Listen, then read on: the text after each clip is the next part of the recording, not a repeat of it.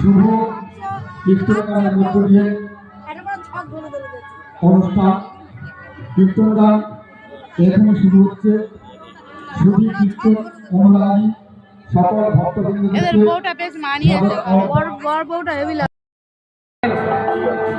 কিন্তু এখন মনে হচ্ছে আমার প্রাণ আর বাঁচবে না, তুই আমায় মেরে ফেলবি।